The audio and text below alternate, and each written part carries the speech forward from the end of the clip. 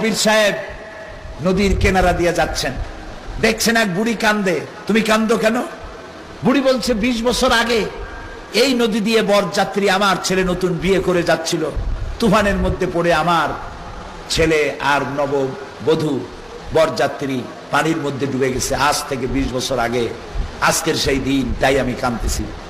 বড় পীর সাহেবের দিলের মধ্যে খুব দয়া হলো। আহারে, বুড়ি মানুষ কান্দে তার ছেলের জন্য, বোর জন্য। তিনি নদীর দিকে আঙ্গুলি নির্দেশ করলো।